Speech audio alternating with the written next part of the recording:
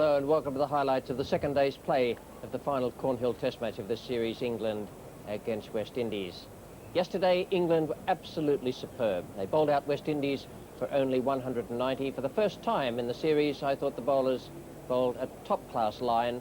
They were very, very straight. Their length was good, and David Gower must have been very, very delighted with the way they performed. But what now of the batsmen today? Because England started off the morning at 10 for 1 wicket. Yesterday evening, they had to bat for 20 minutes, and they lost Chris Broad, bowled by Garner for 4. We pick up play now in the second over. Graham Fowler is the batsman. There are 3 runs added, and Joel Garner is coming into bowl.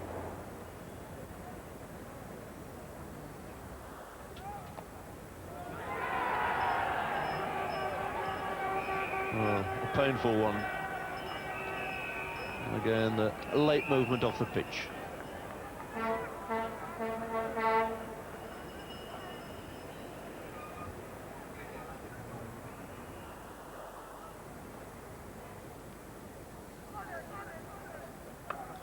That's a good shot. Nicely into position, forced off the back foot. Gomes giving chase. Should just cut that off. Little back heel. And the left-hander with a good shot there. Goes on by 3 more runs.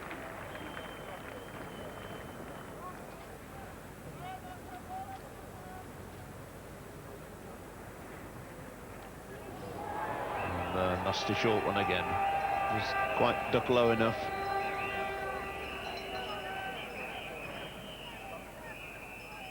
Must have done some damage, that, because it was absolutely straight on. It didn't bounce off anyway. The ball fell dead. The impact is considerable.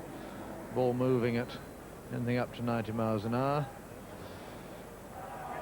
But the bad news in the middle at the moment is that Graham Fowler is having to retire hurt.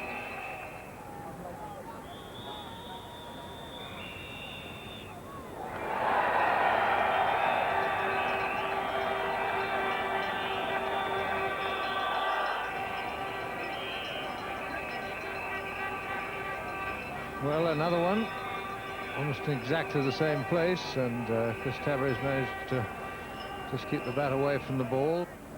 Pat Pocock is still there after 42 minutes. And he's done a splendid job. It's a very, very difficult task for the night watchman to come in, face a couple of balls overnight, and then come out the next morning against fresh bowlers. And that was something he couldn't avoid. And we could have done without Marshall's gesture there, telling him to get off back to the pavilion. I'd have thought that was rather unnecessary. Anyway, Pocock is gone after a very good performance this morning. A bouncer, and the catch taken very easily by Gordon Greenidge coming around from 4th slip.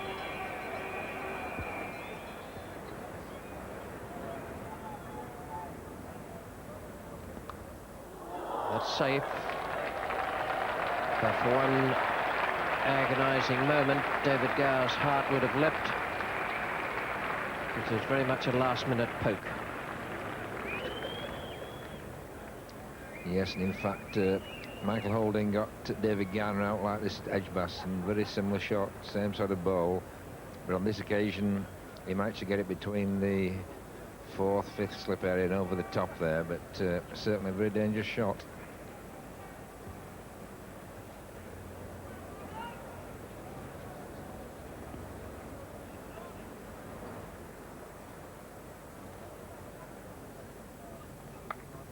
It's a better stroke. The bounce wasn't there for Holding, but Gower was still more across to it and punched it away beautifully through cover point. A class stroke.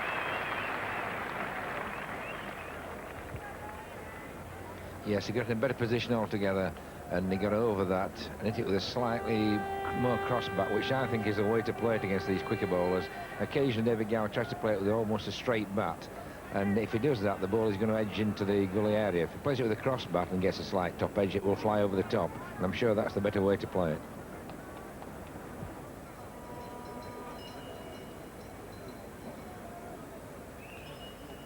Oh, that was a nasty one, and he's gone. Just a little flick of the gloves. And a great disappointment there with Gar going to holding, caught by Dujon behind.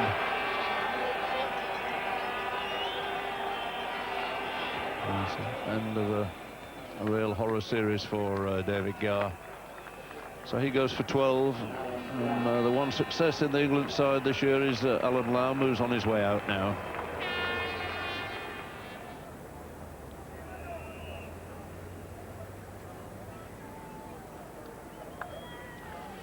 Alan Lamb underway.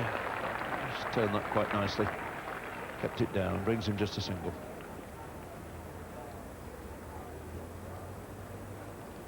If anybody has any degree of confidence facing this space attack, it must be Alan Lamb, who's bounced back into some really cracking form in this series. 300s he's made to date.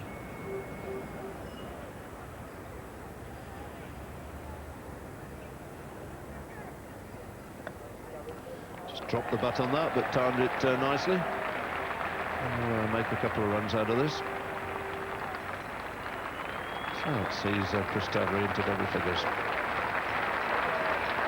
50 also up on the board for England. Taken some little time, but it's been desperately hard work out there.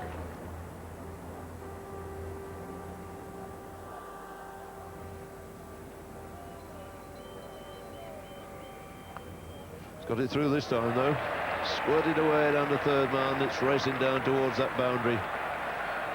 And it's 4 to Tavery.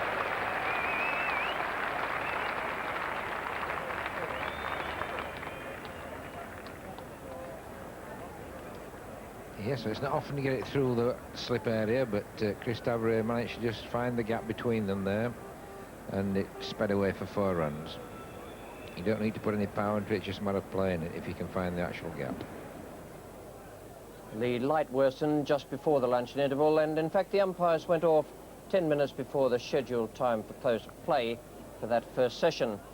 And they were also having lots of other trouble, because several times they had to go and ask the spectators on the western side of the ground if they'd mind turning off their transistor radios. It was very, very upsetting for the batsmen. I can assure you that there's nothing worse than being out in the centre and having that sound blasting across you. 57 for 3 at lunch. Tavery was 15 and Lamb 4, and it was really a very, very difficult session as far as England were concerned.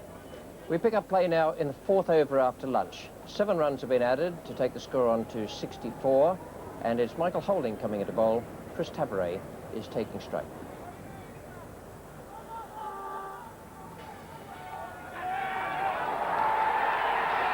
Tavery was okay. He's now gone. The deflection down the leg side, and Michael Holding has claimed another wicket.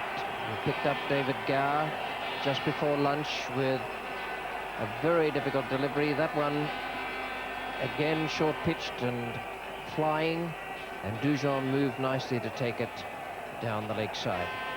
So England in trouble now, 64 for 4. Lamb is not out 10.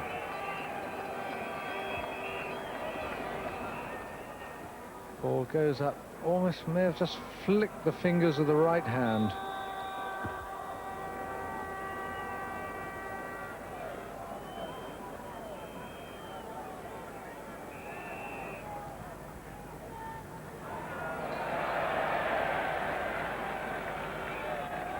We'll have to go. Dubai has signalled. That was a brave piece of running.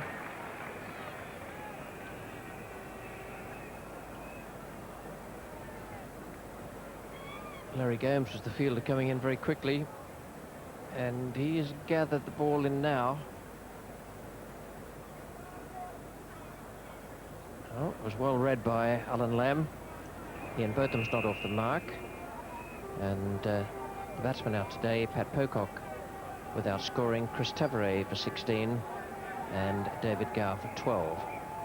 And very nearly in Botham before getting off the mark.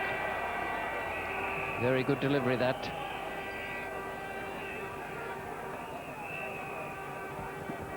Well, that's really cut back, and we talk about cutting a player in half. That one certainly did. Jackknifed Ian Botham, and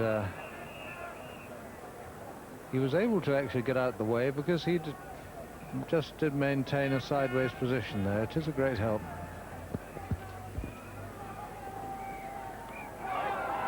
Very close indeed. Just have sneaked outside off stump as the ball hit him.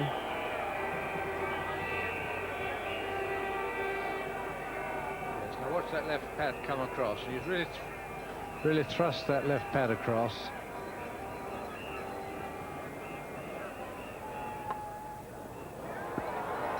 Beautifully bowled.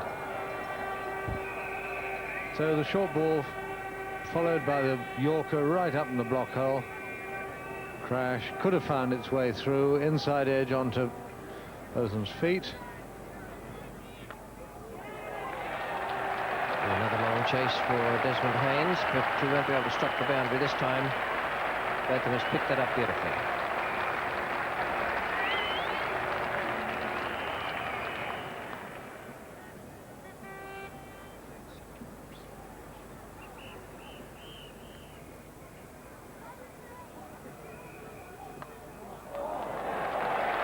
Just flicked the tip of Holding's fingers. I suppose in that sense you can class it as a chance, but Botham clobbered it right in the meat of the bat, and it was just a reflex action that allowed Holding to get his left hand to it. It's 83 for 4. Botham's gone to 14. He's gone past Lamb now, who's on 12.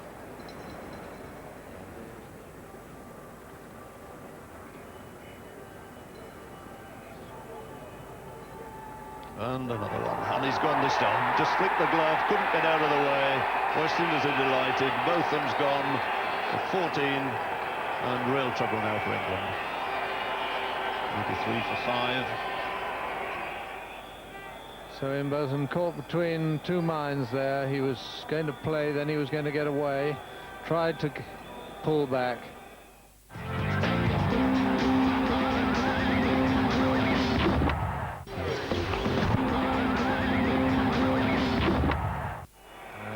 Graham Fowler. Well, perhaps it would have been better if he'd had that arm coverage first time out.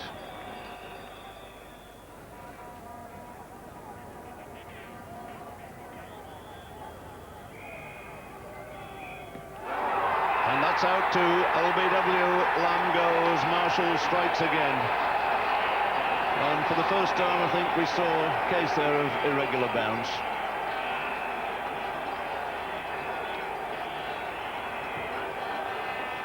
Lamb onto the back foot, expecting the bounce, and I think for the first time in this match that ball kept low, consequently left Lamb with no price at all. There's some over there for Marshall, getting rid of Botham and Lamb in that 1 over, and figures now 3 for 15 from 11 overs.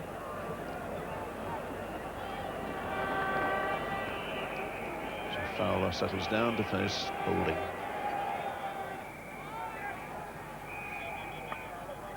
Good looking stroke off the back foot, timed very sweetly through the covers.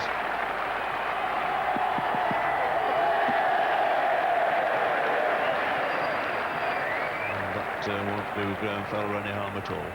Good to come back after taking a nasty blow and play a really class shot there.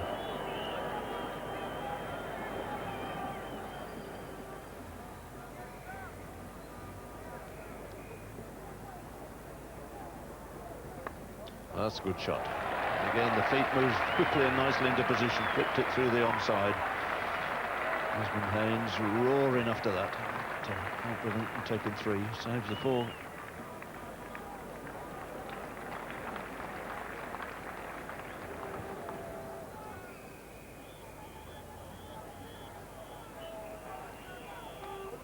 And he's gone for a hook shot. And, brings 100 up, brings a single. It's not a shot that you see Graham Fowler try very often.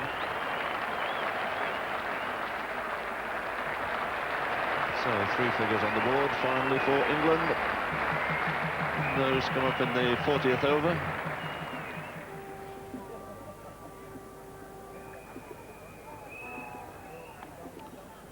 That's through. Harper giving chase. It's a fair old move or two. Pick up, throw on the turn.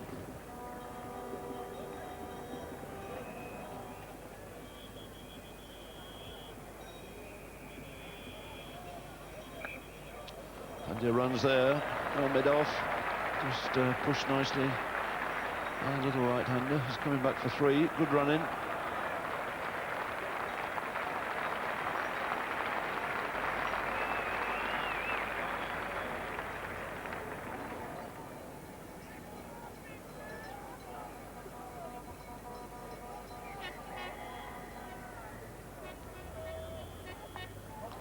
It's up in the air. Keeper's after it. 3 of them going for it. Could be a collision.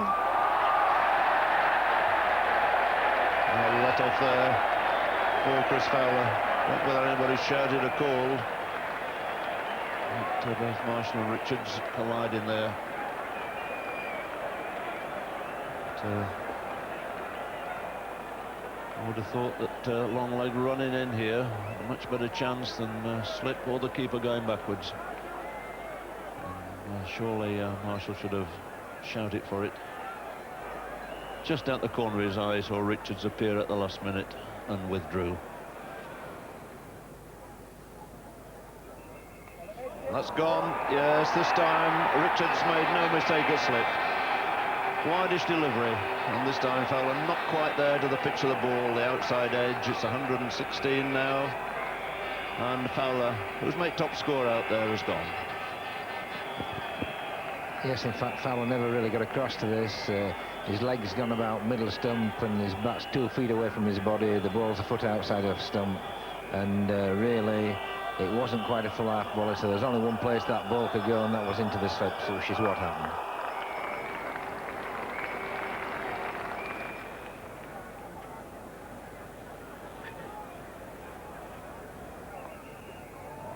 Not quite where it was intended, but it's racing away there with Roger Harper, the man giving chase. They're all handy, whether they come off the middle or off the outside edge.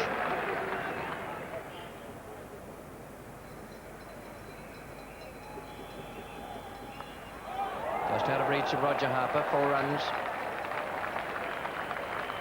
Well, Clive Lloyd has been having a long, hard look there at the slip formation, trying to decide if he can afford a man from somewhere else to fill that gap between slip and gully. That's exactly where the ball went. And that couldn't be a more straightforward dismissal. We've seen it happen a number of times where the batsman is not quite sure whether to go down or let the ball go, or in the end play a stroke. But I reckon Doughton was in about 3 minds there of just what to do. Clive Lloyd was the catcher. Joel Garner takes the wicket, and it's 133 for 8.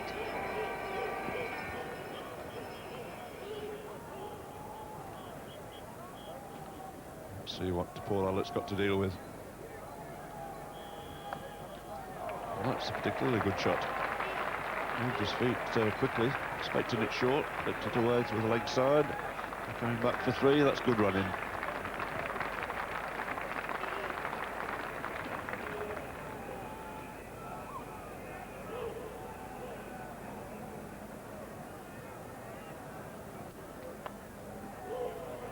Have to hurry. And comfortably home in the end.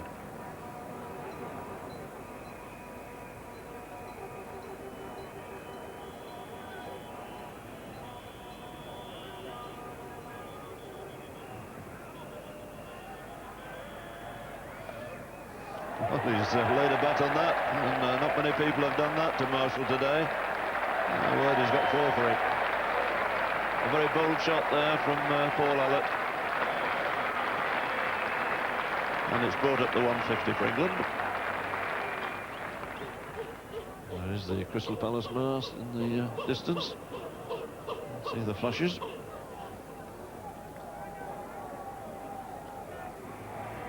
So Marshall to Allett. And that didn't take long, did it? First ball, a fuller length for the first time, I think, got late order batsman, and it's paid the dividends. Allett, in fact, late on the shot. 4th wicket there to Malcolm Marshall. And exactly what West Indies wanted. So, if they knock Mr. Agnew over fairly quickly, they might just have an awkward little spell out there this evening.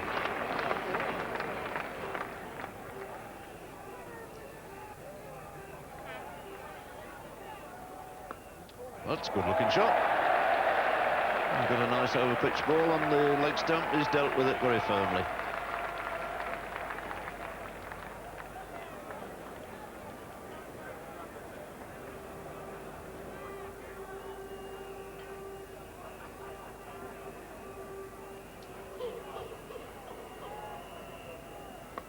That's another good shot. And again, he got the over-pitch ball on leg stump.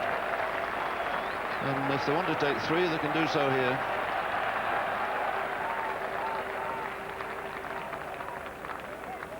All these runs quite valuable. Takes England nearer to that 190 total. The only problem is that Jonathan Agnew has pinched a strike now. Agnew has made 5. That's the end of it.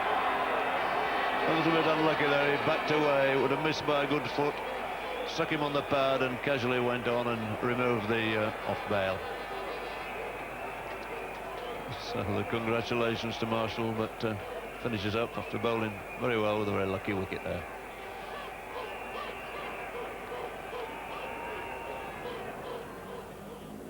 Yes, it was a rather lucky wicket for Malcolm Marshall, but he bowled extremely well throughout that England innings, which finished on 162. 59 minutes lost for bad light. The fact that it wasn't an hour meant that the extra hour wasn't taken to take us through to 7 p.m.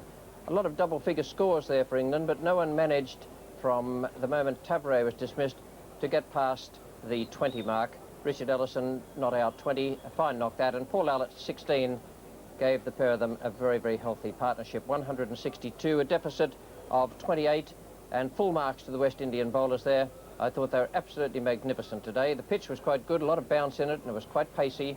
Garner 2 for 37, might not have been at his best today. Marshall certainly was. He bowled very, very fast and was very dangerous indeed. 5 for 35 from 17.5, holding 2 wickets, and Baptiste 1. But now the West Indies had a nasty little 20-minute session to get through towards the end of play, and it was decided that Ian Botham would take the new ball from the pavilion end. This is the first over of the West Indian innings. He's bowling to Gordon Greenwich.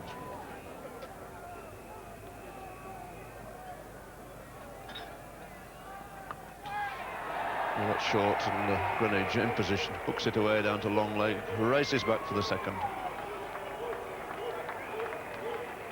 Those 2 runs give West Indies now a lead of 30.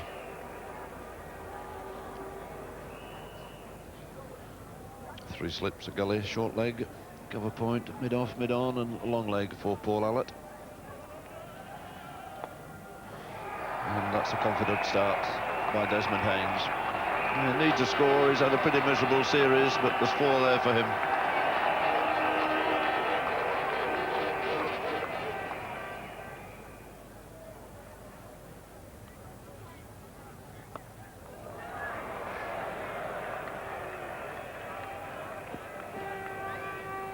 And in fact, Hayes' feet there must have been very, very close to the wicket as he slipped. You can watch his feet there, and he slips really very well back. Luckily, his left leg went outside the leg stump, otherwise he would have kicked his stumps down there. And the right leg, in fact, went farther back as well there.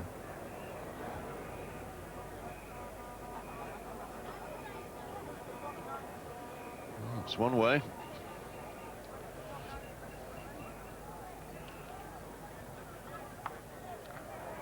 That's placed nicely.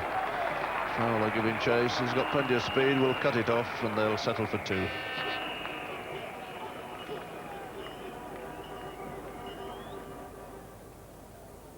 And that 28-run lead for the West Indians was turned into 43 runs by the close of play, and they have all 10 second innings wickets standing, and that is a very, very healthy lead in what so far is a low-scoring match. Just the 2 bowlers used for England in that West Indies second innings. 2 overs for both of them, 6 runs, and 2 for Allott, 8 runs. I thought it was a pity Richard Ellison wasn't given an over. He showed in the first innings that he can swing the ball out. It might have been just what was needed there in that short time before the close of play. So at the end of the second day, West Indies 15 for no wicket, 43 runs ahead, and quite an eventful day, as indeed was the first day of this Cornhill Test match.